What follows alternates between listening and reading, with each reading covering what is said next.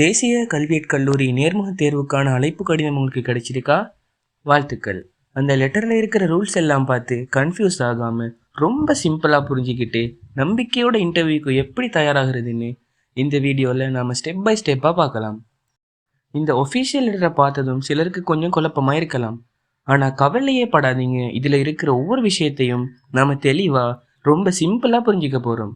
சரி, இதில் நாம் என்னென்ன பார்க்க போகிறோம்னா, முதல்ல ரொம்ப முக்கியமான அடையாள ஆவணங்கள் பற்றி, அடுத்து உங்கள் நிரந்தர அட்ரஸை எப்படி ப்ரூவ் பண்ணுறதுன்றதை பற்றி பார்ப்போம்.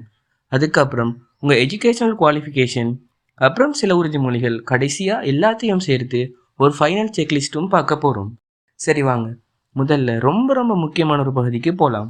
அதாவது நீங்கள் முதல்லையே தயார் பண்ணி வைக்க வேண்டிய முக்கியமான டாக்குமெண்ட்ஸ் என்னென்னு பார்க்கலாம்.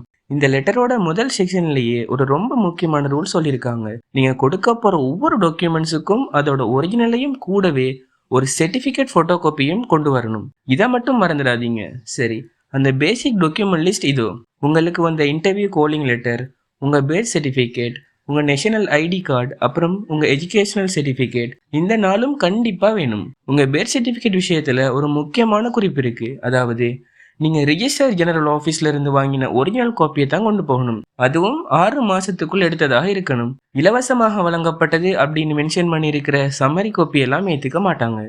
ஓகே, அடுத்து உங்கள் பெர்மனன்ட் அட்ரஸை எப்படி ப்ரூவ் பண்ணுறதுன்னு பார்க்கலாம். அதுக்கும் சில குறிப்பிட்ட ரூல்ஸ் இருக்குது. அதாவது உங்கள் வசிப்பிடத்தை ப்ரூவ் பண்ணுறதுக்கு கெஸ்ட் நோட்டிஃபிகேஷன் படி உங்கள் அட்ரஸை கன்ஃபார்ம் பண்ண சில குறிப்பிட்ட டாக்குமெண்ட்ஸ் தேவைப்படுது. அந்த டீட்டெயில்ஸை தான் இந்த லெட்டரில் இந்த இடத்துல விளக்கியிருக்காங்க. இந்த அட்ரஸ் ப்ரூஃப் விஷயம் சிலருக்கு கன்ஃபியூசிங்காக இருக்கலாம். அதுக்காகத்தான் இந்த டேபிளை ரொம்ப சிம்பிளாக பிரித்து காட்டியிருக்கேன். நீங்கள் ஓட் லிஸ்ட்டில் இருந்தால் என்ன பண்ணணும், இல்லைன்னா என்ன பண்ணணும்னு இங்கே தெளிவாக போட்டிருக்கேன். இங்கே ஒரு நல்ல நியூஸ் இருக்குது.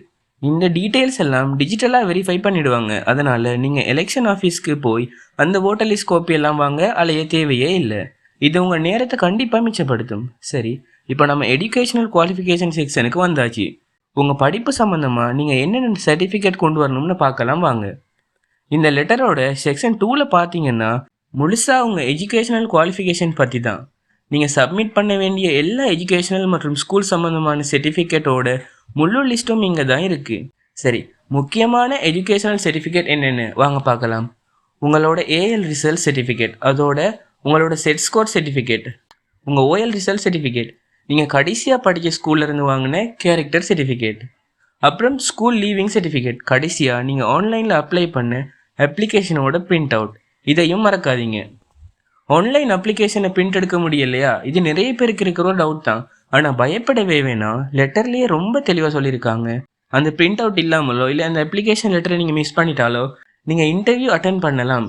இதுக்காக நீங்கள் மினிஸ்ட்ரி ஆஃப் எஜுகேஷனுக்கெல்லாம் காண்டாக்ட் பண்ண தேவையே இல்லை. சர்டிஃபிகேட் மட்டும் பார்த்தாதுங்க, நீங்கள் சில டிக்ளரேஷன், அதாவது உறுதிமொழிகளையும் எழுதி சைன் பண்ணி எடுத்துகிட்டு போகணும்.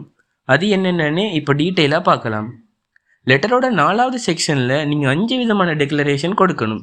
இந்த டெக்ளரேஷன் எல்லாத்தையும் ஒரு ஜஸ்டிஸ் கிட்ட, அதாவது ஜேபி கிட்ட போய் பண்ணணும்.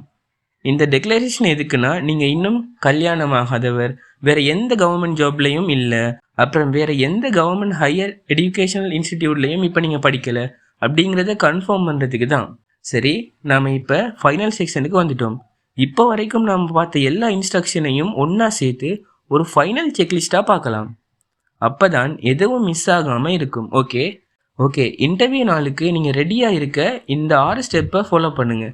1, உங்கள் எல்லா ஒரிஜினல் டாக்குமெண்ட்ஸையும் எடுத்து வைங்க. 2, அதோட சர்டிஃபைட் ஃபோட்டோ காப்பீஸ் எல்லாத்தையும் ரெடி பண்ணுங்க. 3, இது 2ஐயும் தனித்தனி ஃபைலில் நீட்டாக அடிக்க வைங்க, அதாவது ஆர்டர் படி அடிக்க வைங்க. 4, நீங்கள் என்னென்ன டாக்குமெண்ட்ஸ் கொடுக்குறீங்களோ அதோட ஒரு லிஸ்ட்டை உங்கள் கைப்பட எழுதுங்க. 5, உங்கள் ஃபோட்டோ காப்பியில் நீங்களும் சைன் பண்ணணும். அதாவது இந்த பிரதி உண்மை பிரதியின் மூலப்பிரதியாகும் அப்படின்னு எழுதி நீங்களும் சைன் வைக்கணும். கடைசியாக ஒரு டீச்சர் வேலைக்கு போகிறீங்க, அதுக்கு ஏற்ற மாதிரியான ஒரு டீசெண்டான ட்ரெஸ்ஸில் போங்க. அடுத்தது கடைசியாக ஒரு ரொம்ப முக்கியமான ஒரு ரிமைண்டர். இது நிறைய பேர் பண்ணுற ஒரு காமன் மிஸ்டேக். உங்கள் பேர்த் சர்டிஃபிகேட், ஒரு ஐடி கார்டு, ஒரு எஜுகேஷனல் சர்டிஃபிகேட்னு எல்லாத்துலேயும் உங்கள் பேர் ஒரே மாதிரி ஸ்பெல்லிங் மிஸ்டேக் இல்லாமல் இருக்கான்னு ஒரு தடவைக்கு 2 தடவை செக் பண்ணிக்கோங்க.